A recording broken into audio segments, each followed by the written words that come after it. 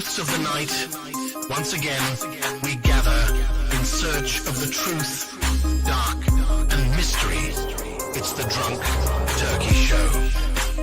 Big development today in the investigation into the murders of 4 University of Idaho students. According to state and local officials and court documents, 28-year-old Bryan Christopher Kohberger has been arrested. He was arrested and arraigned this morning in Pennsylvania. We have new details on what Bryan Kohberger was doing right before his arrest. Police says a tactical team burst in to arrest the Idaho murder suspect. He was in pajamas and latest gloves, stuffing trash into Ziploc bags. Hey, greetings from the year 3000. It still sucks. This is Philip J. Fry, and you're listening to the Drunken Turkey Show. Your one stop for this sort of thing. Hit that button, like and subscribe. You know what to do, just like every other podcast. Just like every other podcast. What is up, everybody? Welcome back to the show. I'm Daniel. I want to thank everybody for tuning in. Please hit that like button. Please hit that subscribe button if you're new to the show. We'd appreciate that. I want to shout out to our members, our mods, our subscribers, and that are in the live chat. We appreciate you guys. Hope you guys are having a happy new year. Thank us for everybody tuning in as well. Today we got some news on the Bryan Kohberger case. There was quite a bit of a document drop, which I kind of said this was going to happen a few weeks, maybe about 2 weeks ago. I said that, hey, don't be surprised when we hear that there's going to be a lot of documents being dropped from the defense in a short period of time. And sure enough, it has come to fruition. So let's get into it. I think that perhaps there's a chance here that maybe, perhaps the defense may have shown their hand. But without further ado, let's get into it real quick. So these are the motions that were dropped. We'll go through the motions and what they are as far as the title. A lot of this is some of the same stuff over and over again, but we'll go through it. So let's see. We got some people that are funny in the comments. All right. We have, as of January 8th, we have a couple of sealings or some stuff that's going to be sealed.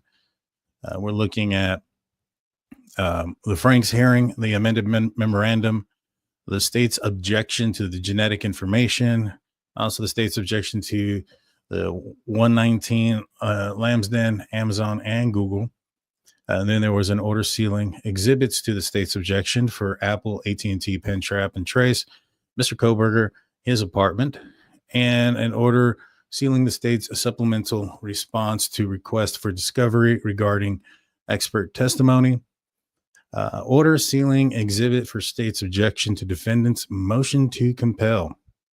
That one's an interesting one. So is the next one, or the next two. Order sealing of state's objection and exhibits Frank's hearing, and another order sealing exhibit A to the defendant's motion to compel.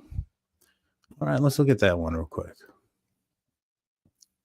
So this is the order sealing exhibit A, motion to compel. This is ICR 16B7 material. So when we go over here to a document that was dropped, when was this? Like the New Year's Eve, actually. In New Year's Eve, this document was dropped. This is the state's objection to the motion, the defendant's motion to compel I-16B7 materials and sanctions. You guys remember this one? All right. So this is what all these things have to do together. You know, we've talked about briefly beforehand. There's a hearing coming up on January 23rd, which I have been able to find out that hearing will be aired. We'll be able to watch it, I believe, on YouTube and different places, wherever you get your stuff. But yeah, it's going to be aired. It's going to be open to the public, and we'll be able to see this hearing. So here comes this document. Well, in recent weeks, we've had some documents that have been dropped. One of them, pull it up real quick. This was the subpoena ducis tecum, and this was compelling somebody, a witness for the defense, to come forward on January 23rd, which at 8 a.m. and throughout the day. And I believe this is in in reference to the hearing that they have, obviously, and so they're compelling a witness to come forward. And so to compel a witness to come forward typically means a couple of different things, right? First and foremost, this is probably somebody who typically wouldn't align with the defense, maybe perhaps a police officer or a detective. Remember when they made Corporal Payne a witness for the defense in one of their earlier hearings? It could be something like that, maybe one of the detectives. And it could be another witness to something that they're trying to claim as well. And so we have that there. Now let's go back here.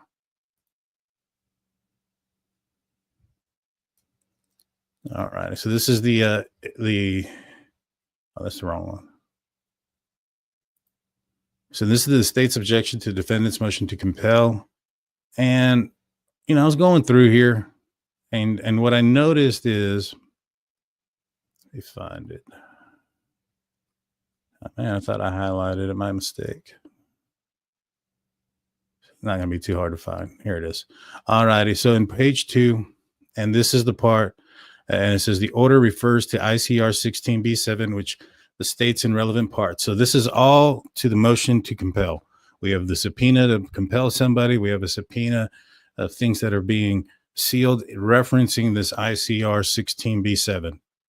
And so what this is expert witness on written request of the defendant. The prosecutor must provide a written summary or report of any testimony that the state intends to introduce at trial or hearing pursuant to Rule 702, 703, and 705 of the Idaho Rules of Evidence. All righty. And here it says here the defendant cites State versus Morin in support of his motion. The defendant's motion to compel ICR 16B7, page 3. Morin was charged with driving under the influence of drugs, marijuana, and the state filed the following expert disclosure for forensic toxicology. So this is typically a state witness that they're talking about and referring right here. Now, what the state witness did, it was Dr. Dawson, and he's an expert in toxicology and pharmacology. And he was assisting in the tier of fact in understanding the evidence regarding the effects of drugs on behavior and performance of the defendant, as reported in his case. Dr. Dawson will utilize known and generally accepted scientific principles, et cetera, et cetera.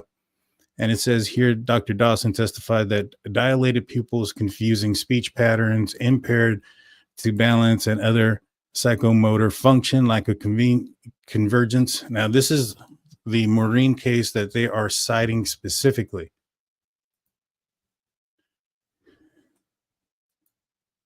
Okay, I did it twice. That's why. All righty. So here is a case where Dr. Dawson was used also there in Idaho. And as you can see, I'll zoom in on this real quick. This ain't too long ago. I think this is in 2022. And look who was presiding, Stephen Hippler. So this isn't people that are not too familiar with.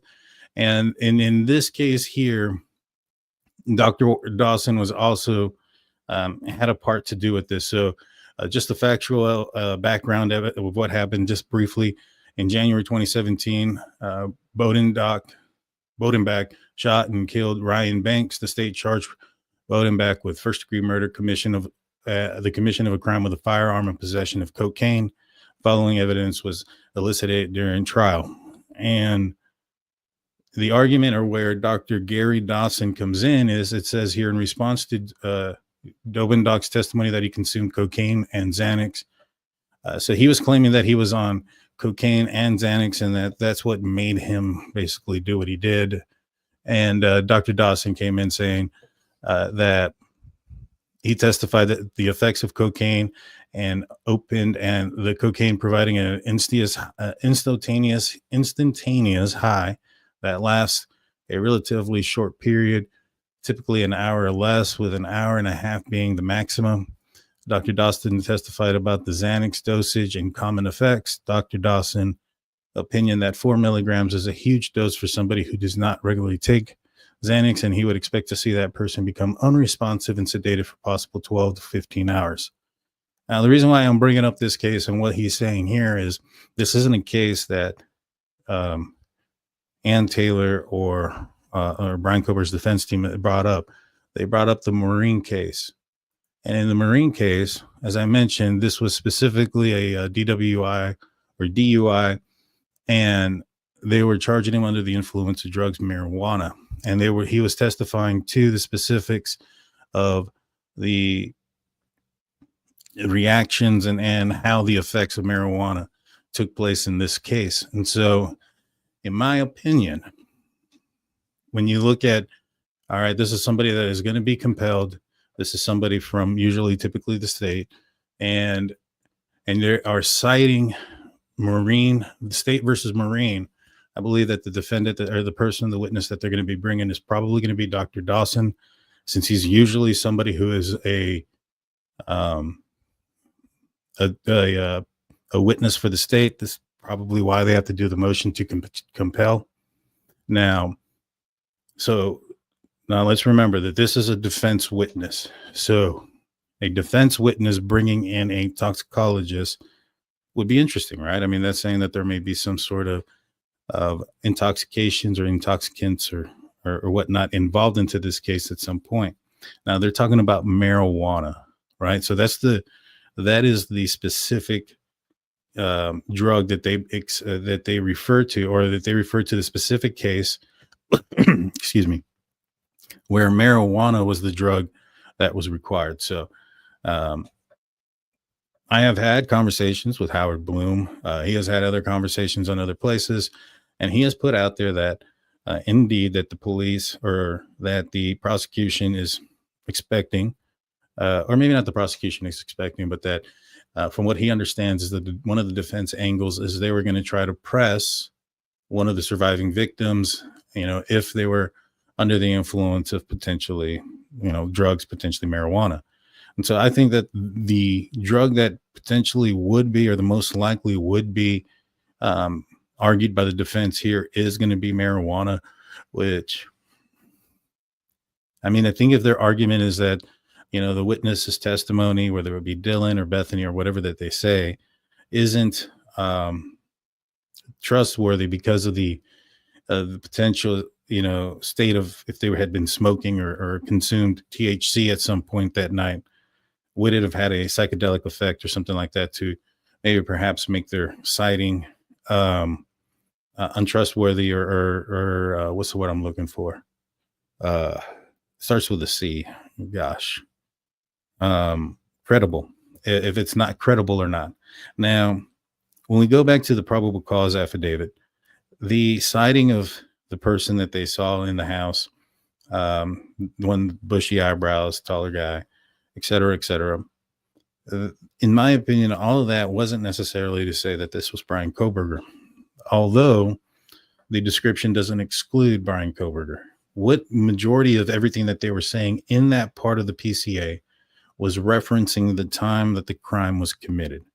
So everything about that is saying, all right, there's a white vehicle that is traveling there. It travels in that area on 4 different occasions, and on the 4th time at 4 a.m., it goes into an area. There is a camera right in the King Queen Road intersection from a porch light that goes towards the King Queen Road intersection.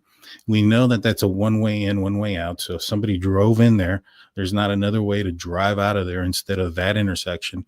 So they know that during a specific time that vehicle pulled in, it didn't pull out to another specific time. So you're looking at between 4:04 pulling in and then leaving at 4:20 or 4:19 at a high rate of speed, right? So what they're trying to do is pin down the specific time that this occurred. They also go into the phone movements, the downloads of the phone, and what time the phone was activated. Dylan stated that she was asleep and she woke up. And if she woke up and she looked at her phone or she did anything with her phone, that would be a signature on that phone to determine what time she did in fact wake up and check her phone. Regardless if she was smoking marijuana or not, that's not going to have an effect on that timeline. The reason they talk about the latent footprint is not that there is only one print in the house and it's a latent print. It's the fact that it's a latent print, meaning it's one of the last prints left, and the direction that it's facing aligns with what Dylan had stated. So, for instance, if I were to step into, a puddle of blood, my first step is going to be the most saturated step. The next step is going to be less saturated, and so on until it becomes not visible to the naked eye. And so that means that step that's not visible to the naked eye was one of the more later prints. It was obviously not done before the more saturated print. And so what they're trying to say is Dylan said that at a specific time, which they can probably correlate with her phone if she texted anybody or made any calls or did any of those things in that moment. They can attest, all right, she said she made a call at this time. This is the time she said she looked out and she saw somebody walking by. And so we have a time frame there. Plus, we have a latent footprint, meaning that this is one of the later prints that this person was going, corroborating what Dylan is saying, meaning that he was going out of the residence at that point. And so they were able to tie down that specific time. And they also have the sounds that are happening next door. All of that is to tie down a timeline or a time that Bryan Kohberger was allegedly there. It's not to do anything other than that aspect at that point.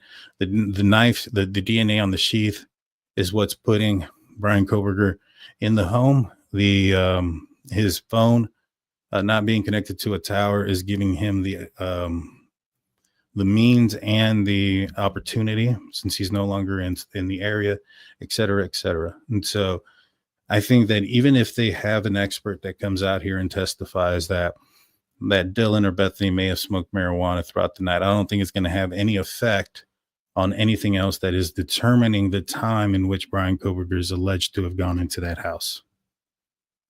Does that make sense? I hope that makes sense. If not, I can explain it a little bit better.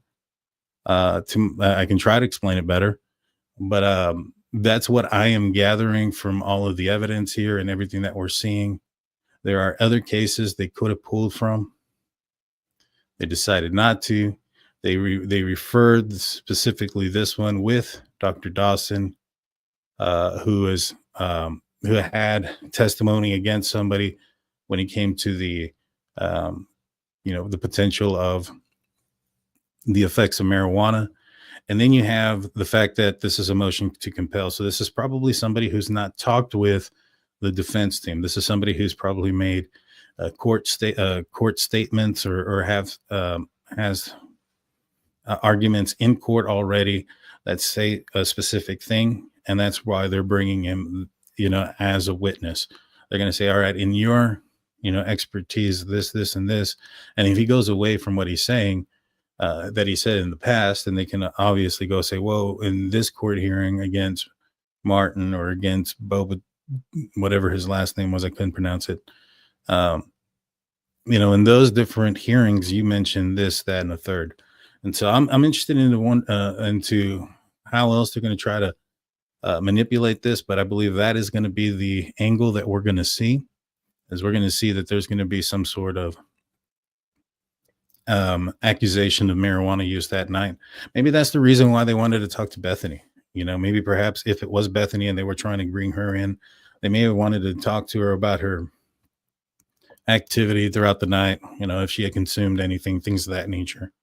And maybe that's why she lawyered up and didn't want to let stuff out there, especially against her, stuff like that. Now, that's just me 100% speculating on that. Let's see.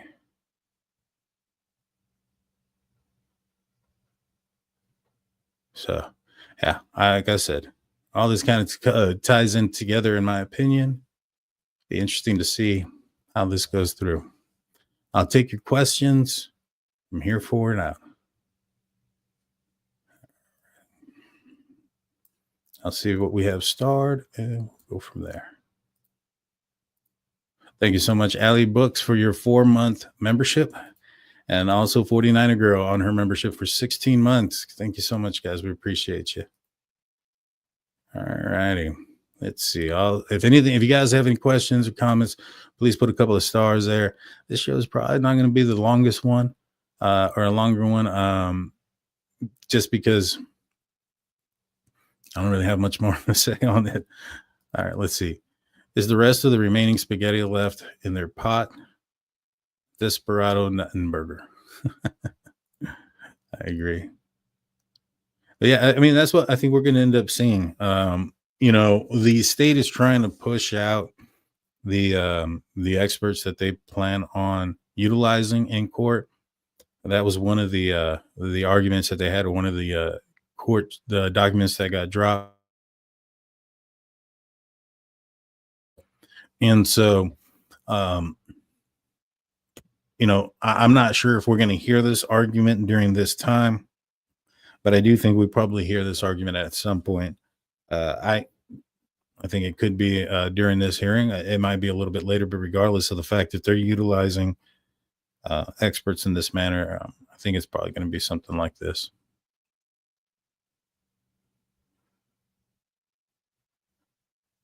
Let's see. Welcome, everybody. Appreciate that. Yes, please hit the like button. Please hit the subscribe button. If you have your questions and they're directed towards me, please put a couple of stars and then I'll look at them and answer them. Let's go. The Mark comes in with the latent footprint corroborated statement, DM statement, 100%. That's exactly what I'm saying when I say that he walked in a certain direction, and that latent footprint proves that was one of the last places that he was going, which is what Dylan had stated, that she saw him walking towards the exit. 100%. They might be referring to DM since the PCA didn't have anything really about BF.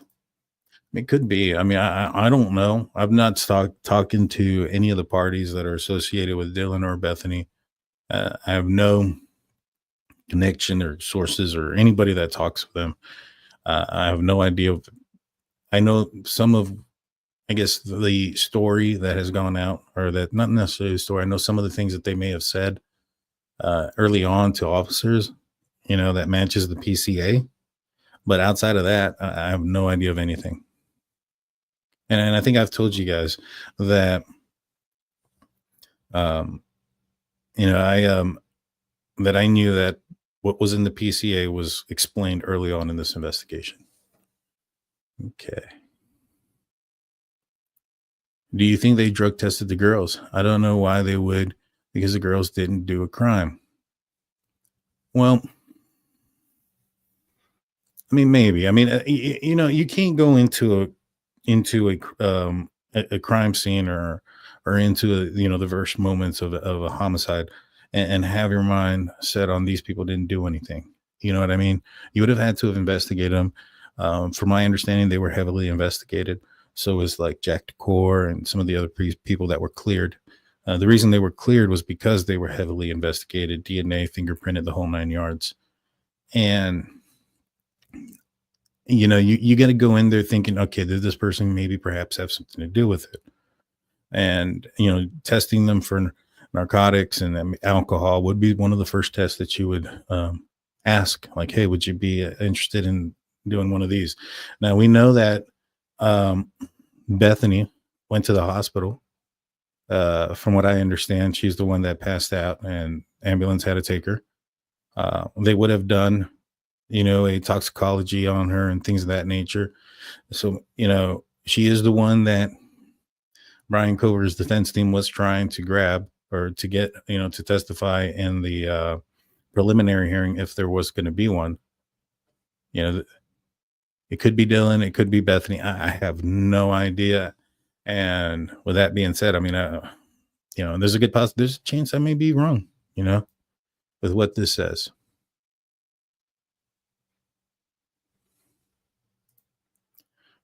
Do you think Hank will nail Karen this time around? I'm not sure who Hank is, but if that's in reference to Karen Reed, do I think she was going to be found or have a harder time being, a hung jury or being acquitted? I think so.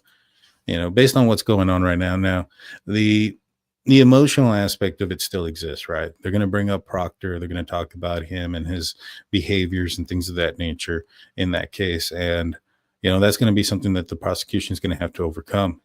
And what I think they're going to have to do with that is do it with a bunch of science and facts. I didn't watch the entire first trial of that case. I'm still kind of going through the evidence myself. A lot of people ask me, well, why don't you watch the trial? Yeah. And the reason why is because everything presented in trial is from a biased narrative, whether it's from the prosecution or the defense. I prefer to see what the evidence is and make my own mind, not listen to court TV or Vinny or somebody else who's saying, if this happened or that happened, none of that stuff. I just want to see. I watch, like, for instance, the backup video in mute. I really don't care for what they're saying. I just want to see what happened myself and look at the vehicle. And like I said, I can spot a lot of things that I'm not sure why weren't being brought up quite a while ago. So I think she's going to have a tougher time. I think that the new prosecutor, he seems like he's got his stuff in order.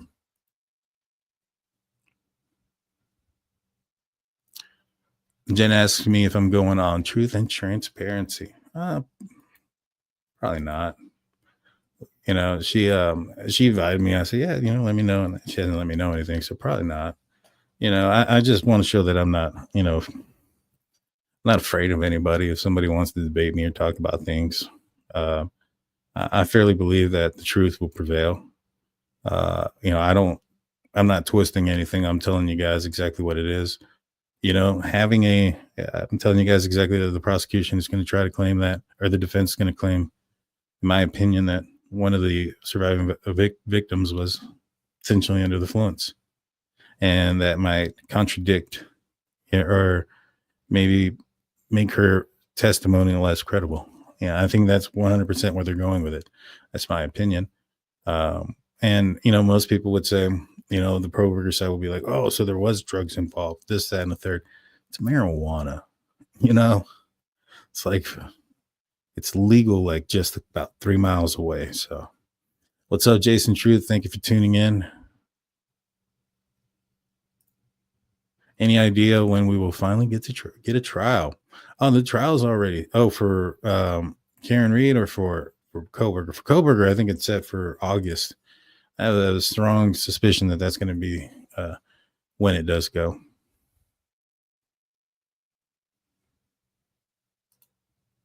So in essence, DM may or may not have put on her eyeglasses that she may or may not even wear. I'm not sure about that one. Yes, let's get it up there. Let's get it up there. Jason Truth. I don't promote other people, but he's asking me if I would debate another content creator. Like I said, I've talked to a lot of content creators who don't agree with me. I've debated them in a few places. Never lost. All right, let's see. Bluebird asks, are you excited for the trial this year? I'm not necessarily certain I'm going to use the term excited as much as, I think it's about time that justice prevails more than anything else. At the end of the day, whether, if Bryan Kohberger is found guilty, and even if they give him the maximum penalty, it doesn't bring back anybody. It's some justice. He gets what he deserves, yes, but the pain and the sorrow, it's still going to be there. And, I don't want to be excited for a family to have to go through the details of what they're going to have to see and hear about their children in their last moments. It's just not something that I would be excited for. But for me, I think that I'm ready for justice to prevail. I'm ready for, the speculation to stop. Let's see what exactly it is that they got going on. I know I put a lot of speculation into what I'm saying too. I kind of think I like to back it up by facts and documents as I show you guys. But, I want to make sure that there's some, actual opinions that are based on facts and what we have, and not just like some random person, going, oh, I think that looks like this, or whatever the case may be. So excited. No, I think I'm ready for justice to be served. And even at that, at the end of the day, the true extent of justice wouldn't be served for quite a while. There's an appellate court. There's a bunch of things that are going on that I would say that could, prolong that obviously. Let's see. Will it be impossible to get in the courtroom? I'm not sure. I think that the Ada County has had high profile trials there. I don't know if they had problems getting people in. Let me know in the live chat or in the comment section if you were at if you were aware of, like in the Lori Vallow case, if there were problems getting in, things of that nature. I'd like to know that. Let's see. I wanted to fly to Idaho and stay for the summer, but concerned it almost impossible to get in. And that's a good possibility. Do you think BK used any genealogical services before? Probably not. And the reason why I think not, I mean, maybe if he used a service that didn't allow for his DNA, or he didn't opt in for his DNA to be, looked at by law enforcement, then maybe. But if he was in a regular like DNA national database, I think they would have caught him sooner if he put his actual DNA out there.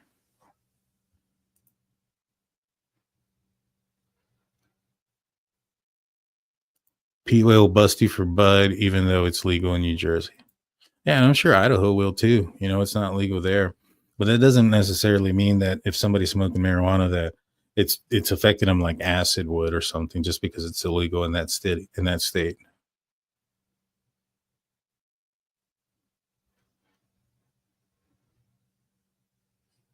Let's see. Am I planning on attending some of the BK trial? I really do plan on going. I kind of want to do some research about that whole getting in and staying in. I haven't gotten an Airbnb or anything like that, because there's always that possibility that this is going to move. I know that there's been some preliminary hearings that were set up, and a lot of people make some plans and arrangements, and at the end of the day, it's not happening. And so I don't want to find myself in a situation like that. But if I see that there's a good chance that I can get in and things of that nature, I may go. I do want to see the verdict more than anything at all. Mark says, I read that BK did a 23andMe DNA thing, but the IGG hits on his father, not him. So, well, the IGG didn't hit on his father. The IGG stated that it was possibly Bryan Kohberger. They went to Bryan Kohberger's place. Obviously, he wasn't there. They located him in Pennsylvania. The FBI possibly have been watching him already, just didn't disclose the information yet to Moscow Police Department. But once they did, Moscow Police Department was out there. Sergeant Corporal Detective Payne was out there. I have confirmed that he was out there, and he did, in fact, was one of the persons that was questioning Bryan Kohberger. You know how they say that the questioning aspect at the police department, and was he Miranda? And a lot of people had a lot of speculation on who did that interview. It was Payne. He was out there. And what they were doing is they were trying to gather Bryan Kohberger's DNA, but they couldn't. They took a hit on his dad's DNA, and when they tested it to the STR DNA profile that was left on the knife sheath, from the DNA that was left on the knife sheath, it came back as that whoever left that DNA on the trash was the father of the person that left the DNA on the sheath. And so it wasn't through the genetic tree that found it that way. It was actually most likely them saying, hey, it's this guy. Because the way the genetic tree works is, or the IGG is, they get the DNA that they have and they put it into the system, and then it'll see if it matches to a specific person, right? Now, let's just say it matches to like a third cousin, right? So a third cousin would have what, great grandparents that are the same. And so they would find the great grandparents and then build a tree from them going down, and try to locate the most logical or reasonable person that may have committed this crime. And also ensure that, test it back and forth with DNA, see how close it comes into comparison, et cetera, et cetera. And then they don't actually test, I guess, the DNA from the knife sheath to Bryan Kohberger. They're only testing the DNA from the, they basically only got the names of the people that are related to him. And then, so once they get down to, who they think it is, and this is why it's not admissible in court, they let law enforcement know, hey, we think with a high probability, not with any certainty, not with anything like the 5 octillion to 1 from the actual swab DNA that they got, they say without any, we most likely think this is the person. And so since it's because the IGG folks didn't test Bryan Kohberger's DNA themselves and compared it to the DNA on the sheath, they're not admissible. And so how do you test, or how do you know that the IGG was correct? Well, if you find your suspect and you test them, if it ends up coming out a match, that means the IGG was done correctly. If it comes out not a match, then something was done wrong, obviously. So it wasn't a hit on the father. I don't know who it was a hit on. It sounds like they may have had his name earlier, the FBI, that is. And it sounds like maybe it could have been somebody close to him. Because obviously, if there's, if you go into that family tree, when you go in and submit the DNA, and it goes in there, if the person that you're related to is like 12th cousin, third cousin, 15th time remove or something like that, and you have like 18 grandparents between, or 18 generations between a relative, then that's going to take pretty long, right? Now, if it was like his immediate family member or a first cousin or something of that nature, second, third cousin, then you're probably going to be, it's probably not going to take very long. So my opinion, given the time that it took to find him, probably was a pretty close relative that came through.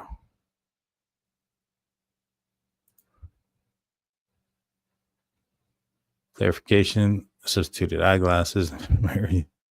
Oh, that clears it. No problem. Let's see. I need to take PTO for August, yeah. These rival channels are just sick, jealous that the G Family Talk and Trust DT show. I wouldn't be surprised, but at the end of the day, my conversations with them or anybody else, because they're not the only victim family members that I've ever talked to. And I'm not talking about just in the Idaho case. There's been other cases where I've talked to parents who are victims. These, when it comes to this case specifically, these are, they're not the only persons who I talk to or have a somewhat of a relationship with, friendly or whatnot, from that area that, tell me when things are coming up, or maybe not coming up, but like, hey, did you see the document drop down and stuff like that. And so, for me, it's more like just trying to get the truth out at the end of the day. You know what I mean? If one of these guys ended up having somebody on their show who was related to somebody, maybe even not in this case, anybody, I personally wouldn't be going like, oh my God, that person's over there. It is what it is. Any news on the Coburger family? I haven't heard any. I haven't heard any news myself. Wait, you read one page of the most boring part of the new docs? No, I read all of them. They're all just, like you mentioned, the boring parts. All of them said, they're like this, so I can pull it up real quick for you. All righty, so let's do this one. Ordering sealing the states for Amazon. Based on the state's supplemented motion to seal exhibits, a state objection to the defendant's motion to suppress the memorandum in support of Apple count federal grand jury subpoena and search warrant dated August 1st, 2023, filed herein and no objection from the defense. The court hereby confirms and orders that the exhibits attached to the state's objection to defendant motions to suppress and the memorandum in support Apple federal grand jury subpoena and search warrants dated August 1, 2023 are exempt from disclosure and sealed pursuant to. So all of them are just saying the same thing. Like, okay, we're going to seal this. We're going to seal that. Has no real bearing on anything. What we found was that this ICR 16B7, this motion to compel, has a little bit of a paper trail here, or a little bit of a trail that we can follow that kind of leads us to, but potentially the defense or one of the defense's potential arguments.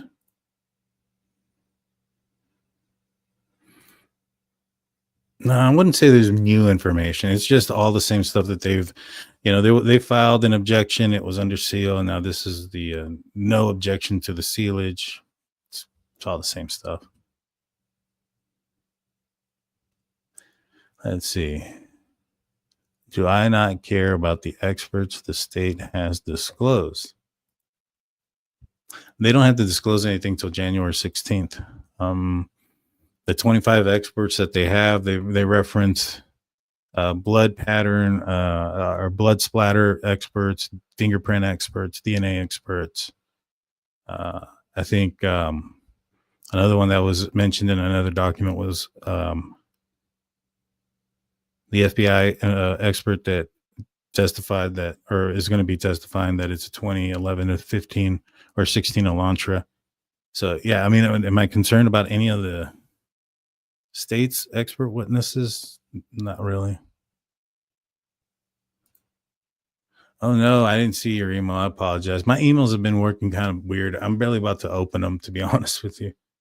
It's been a long week for me. What am I expecting to come up in the hearing on the 23rd?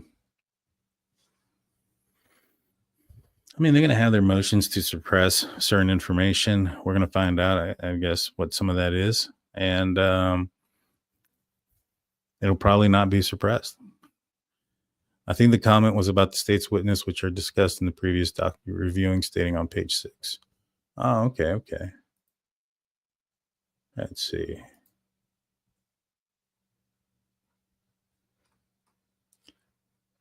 All right, so further down.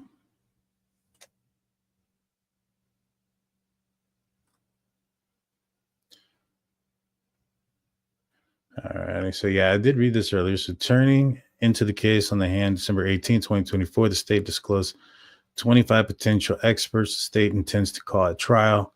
The defendant takes issue with 22 of the disclosures, claiming they are insufficient.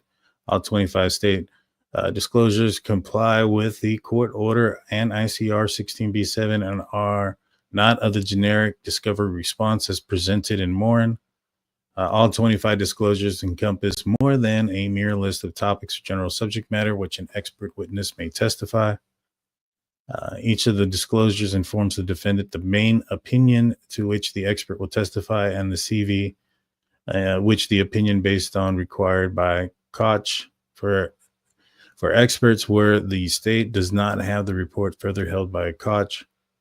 If there is no data, the state doesn't have to produce data. The state addresses each objection for proposed disclosures as follows. And let's see, for Exhibit S1, S6, the state disclosed expert opinions regarding toxicology resort. Exhibits S1, the state disclosed expert opinions regarding toxicology results for all descendants as details provided by the toxicology reports. In addition, the state concluded that toxicologist curriculum vitae, which supported his or / her opinions. This disclosure was not merely a topic, a list of general subject matter, but which the expert may testify as precluded by Morin. Instead, the main option of the CV, which supported the option as required.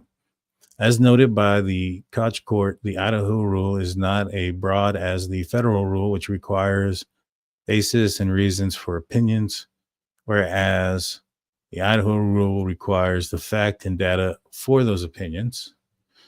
States S1 and S6 disclosures satisfy the requirements for the rule.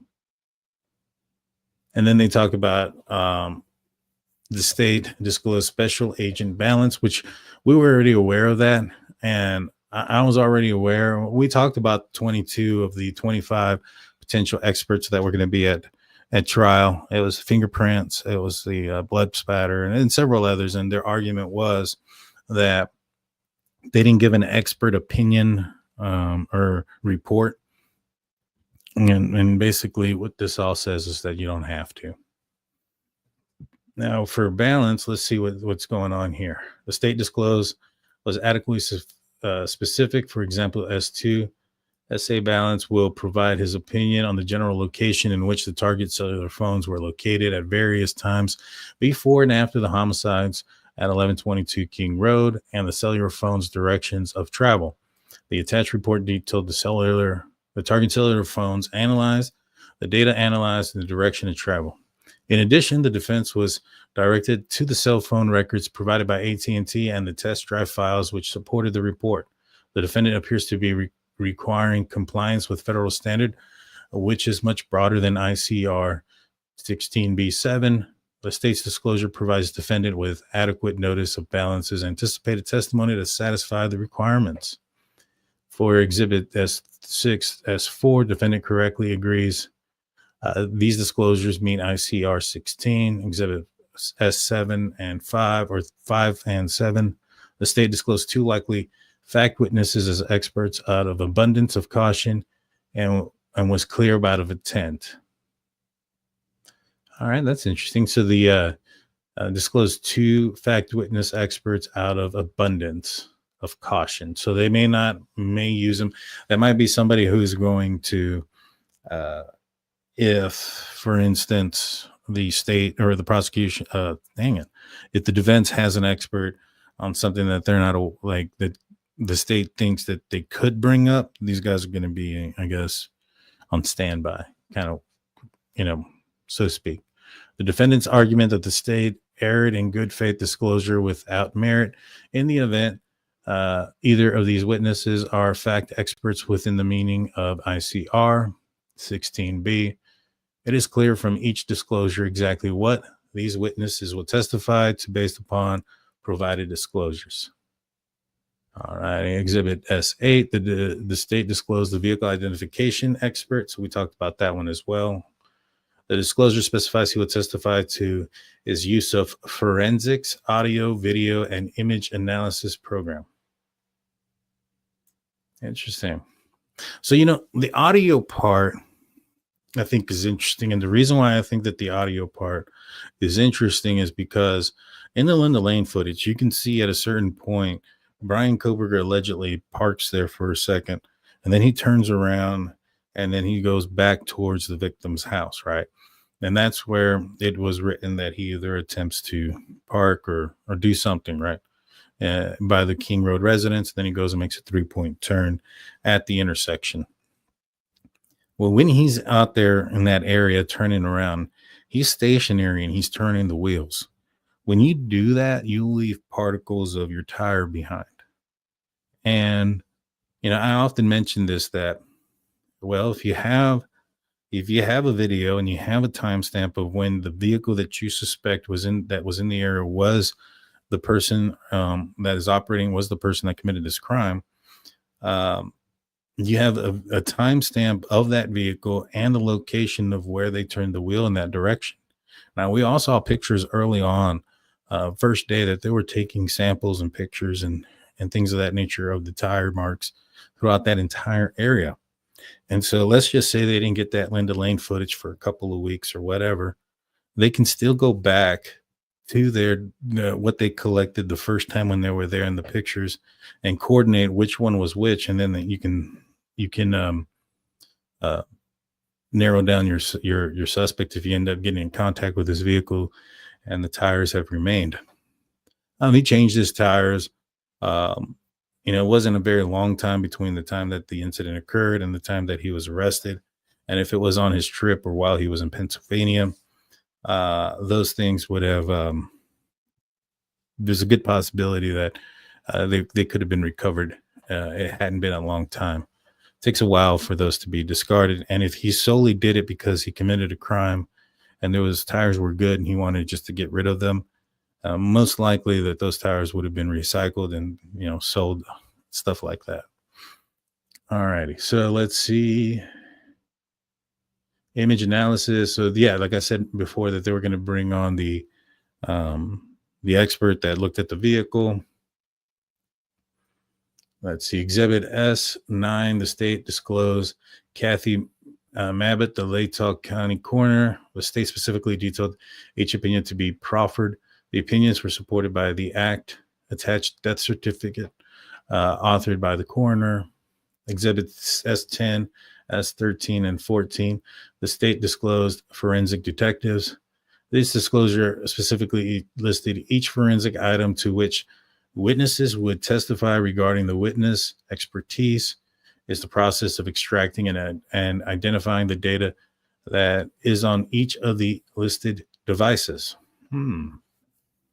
So this is going to be like on his phone, his, his vehicle. If there's some sort of like tracking or any of those things, maybe a black box. I don't know if they're going to be able to pull that. If he didn't have any accidents, those are typically record if there was a accident detected. His computer, his laptops, the Amazon Fire Stick, those type of things. The witness's expertise in the process of each device has been disclosed to the defendant. Any opinions raised on the extraction, whether the connection was found or not, is an expert opinion. As a result, the disclosure meet the requirements. Exhibit S11, defendant correctly agrees the disclosure meets the requirements. 12, the state disclosed an expert on the crime scene reconstruction and bloodstain pattern analysis. The state specifically detailed each opinion to be proffered.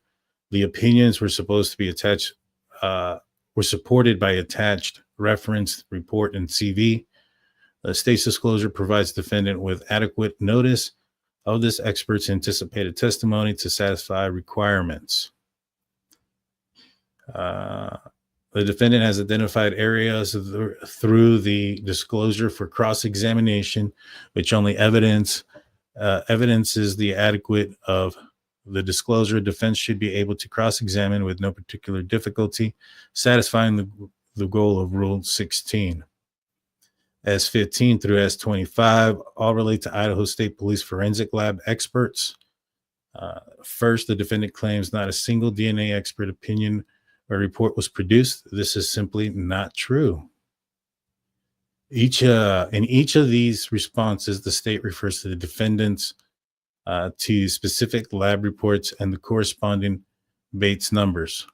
The defendant's apparent argument is that the state is required to make duplicative disclosures and is unsupported. The simple reference to where the defendant can find the report is adequate. Each report provides a basis to determine the expert's opinion through reference lab report. As an example, the state attached Bates 9323 through 9354 for the court's review how these disclosures comply with the requirements. See Exhibit S1 attached. The state follows the disclosures S16 through S20 and S22 through S25. The state expert disclosures regarding lab experts satisfy the requirements of ICR. For S21, the state disclosed Rylan Nolan as an expert. This is anticipated that the witness is actually a rebuttal witness who will be prepared to testify regarding the secondary transfer if necessary. All right, so this is a little bit, right? So what they're anticipating is that Bryan Kohberger's defense team is going to have the claim that that this could have been transferred. His DNA could have been transferred onto the knife sheath by a secondary person. Now they have this expert here. He is there. As I mentioned before, you're going to have some that are going to be sitting. I didn't read this part. I only read up to a little bit earlier. I was only going to cover part of it. I wasn't going to cover it all, but might as well. So to me, I think what this means here is that in case they try to say, the defense that is, that there was, it could have been transferred by somebody else. This expert's going to go up there and say, well, not so quick. This type of DNA, the location of where it's at, it's unlikely, blah, blah, blah, blah. He's the expert. He'll be, or he or she, I'm not sure if Raylene is male or female. He or she is going to be able to explain that pretty easily. State contends that the notice provided sufficient pursuant to Rule 16b. All right. Lastly, the court determines that disclosed expert is required. Wait, hold on. Yeah. Lastly, if the court determines that any of the disclosed expert disclosures do not meet the requirement Rule 16b, 7, the state will promptly amend and contend that the defendant has the prejudice or does not have the adequate time to respond is wholly unsupported. The defendant's request for a sanction is premature and without merit. In conclusion, the state respectfully requests that the court deny the defendant's motion to compel material for sanction based upon the filings of the case pursuant to the 4th Judicial Rule 5.3. So yeah, I probably should have read all of that. Thank you guys for keeping me honest in the live chat. I appreciate you guys. Interesting. So a lot of the stuff that we had brought up in the past about the experts that are going to be testifying in this case for the prosecution, and it looks like I think they got their ducks in a row. You know what I mean? Sounds like it. Tony Nelson comes in saying, is Cy Ray still going to testify at trial? I don't know. But they the defense wants the cell tower stuff thrown out, which would also be Cy Ray's testimony. Like, they can't have Cy Ray testify about the phone pings and the phone pings be thrown out at the same time and the state can't use it. So if this was true, and there was the possibility that he could have been elsewhere during the time of the crime, wouldn't that be a huge piece of evidence for the defense? And wouldn't the defense want that big piece of evidence at their disposal? What would the state have that would trump the fact that Bryan Kohberger may have been somewhere else at the time of the crime? It shouldn't be anything, right? You know, it goes back to the search of the car. And when we discuss, or when they throw out that they want the search of the car thrown out. Well, the reason they want the search of the car thrown out is because there's something there that is that goes highly against their client, against Coburger. And if there was no DNA, and some folks say, hey, no evidence is evidence. Lack of evidence of DNA could be evidence that he didn't commit this crime. Why would they want that information thrown out? Well, maybe, to me, it would have to be whatever reason they have would have to be bigger than the potential, or has to be bigger than the fact that there was no DNA found in the car for them to want to throw it out. And so unless it's like some kind of manifesto or confession letter, something to that nature, I think total lack of DNA, using the term lack or highlighting the word lack, doesn't mean none. She said in judge's courtroom that Bryan Kohberger sitting there was an innocent man, which is true. He's sitting there. He was. And I think her next statement in Judge Hippler's court was a little bit more accurate. He's sitting there as an innocent man right now, because technically you're innocent until proven guilty. So I think that some of the things are, John asks, what type of pistol did I carry when I was in LEO? Glock 22. I also had a 12 gauge, and that was assigned to me. And then I think that was it. The rest of the stuff that I had was my own personal stuff that I brought on. But as far as what was issued to me, was a Glock 22 and a Smith & Wesson shotgun.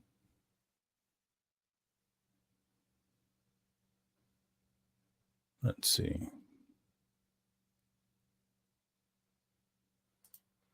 Thank you. I'll put the link for the membership in the community as soon as we end here. Let's see. I thought that was funny.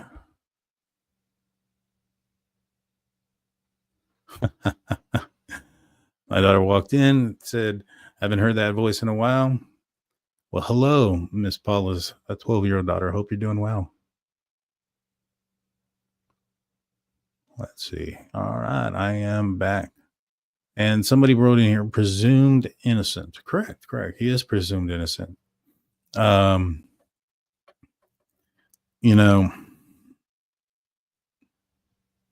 innocent and being innocent are two different things, right?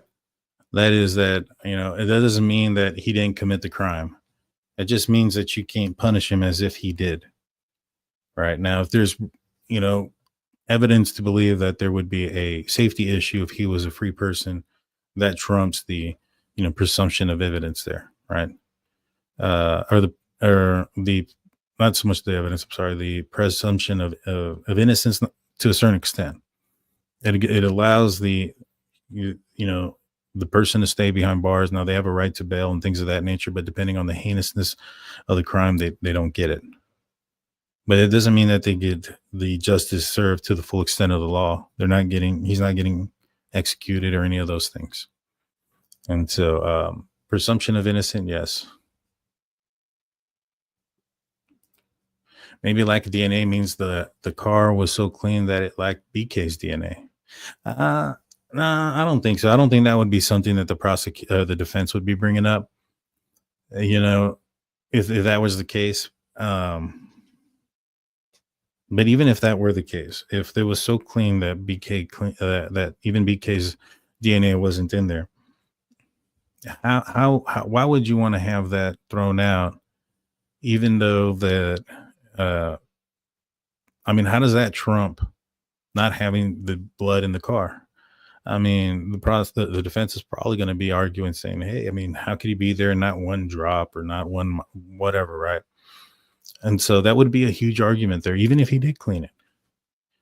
And so I don't think that would have been enough of a reason to try to throw it out.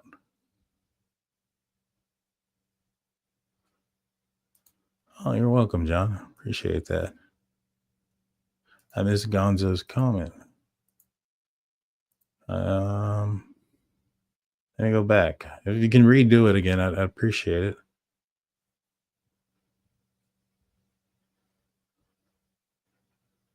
Oh. Where is it at? I need to see that again. I know what you mean now. I was like, hope you're doing well, Steve. All right. When will the e-data on his phone and the blogs Papa Roger and Inside Looking will be discussed? Well, I don't think Papa Roger or Inside Looking were Bryan Kohberger. I really don't. I think that one of the reasons why he didn't return to the home after that morning that the incident occurred was because that was typically a huge flag, right? Typically, in old times or even now, you'll see somebody who committed a heinous crime like this, they'll revisit the crime scene. Yet he was able to refrain from that. He drove this odd path back home, so that way when he got to, when officers were going to be searching the cameras entering different cities, that they're not seeing a wide launcher without a front license plate coming into Pullman, 15 minutes after they believed that the murders had occurred. All right. So he had to go this long, wild route, take him an X amount of time. So that way it's outside of the scope of the search of what they're looking for. And so that law enforcement can miss that. When you go through that extent of planning and things of that nature, to me, getting online and doing those type of things would be a modern version of getting involved in the case. Typically you would see, like, for instance, Richard Allen in the Richard Allen Delphi case, where he went and spoke on his, him being there. There's been other persons who have committed a heinous crime and then they were part of the search team, et cetera, et cetera. So I think that would have been a modern version of that. Plus his expertise was in forensic cloud-based evidence. And I think he would have known that would have been something that would have been looked at. And so I don't think that he wasn't in some of the places, but I find it would be very foolish if he was actually commenting and creating content on it. But then again, he made a lot of other stupid mistakes. He took his own car there. He left the sheath behind. He touched it at one point without gloves and left his DNA behind. So many things, right? And so I'm surprised that people are surprised he was caught with all the mistakes he made. And so is it possible he made even more mistakes? Yeah, 100%. I don't think that's the case. But I could be wrong. Could be wrong. I apologize, Steve. I didn't see a comment there. Yes, I will send out another Discord link for the members as soon as we stop airing the show. All right, let's see. Oh, thank you, Steve. I appreciate that. I definitely do. Thank you. I may take you up on that. I appreciate that so much. You really can't trust Ann Taylor's or Jay Logston's choice of wording. They're just trying to get as much doubt into the public as possible through their documents. I 100% agree with this comment. That is exactly what they're trying to do. So interesting stuff today. So we were able to see some of we were able to kind of determine what one of the possible defense strategies are going to be when it comes to attacking some of the evidence and how they are potentially going to attack the witness statements.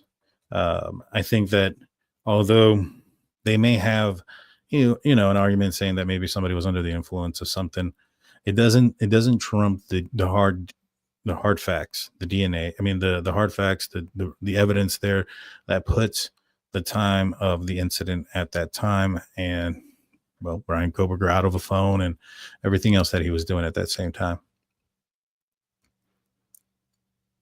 I never catch anyone on Discord. I'm on there quite a bit. I'm on there. My wife gets mad at me. Good old Steelers fan. She comes in and says, "Are you in there arguing with people?" I was like, No, I never argue. Let's see. Yes. Well, I appreciate everybody that is tuning in, everybody that liked, subscribed, and supported the channel. We appreciate you guys. Thank you guys. You guys will make this channel go. I will be doing a members only, probably the end of this week, maybe Sunday night ish. But I will plan on doing one. That way I can get to the members in your comments. Also, don't forget, I'm about to put the Discord link in. Well, guys, I appreciate everybody tuning in tonight. You guys have an outstanding weekend. We'll be back this weekend. Let's see. And with that being said, we're going to be out of here. Peace out, guys. Hit that like button, hit that subscribe button, ring that notification bell. You know what to do.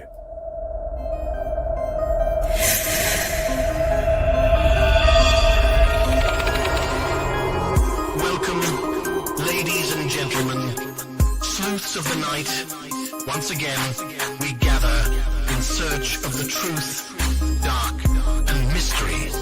It's the Drunk Turkey Show. Big development today in the investigation into the murders of 4 University of Idaho students. According to state and local officials and court documents, 28-year-old Bryan Christopher Coburger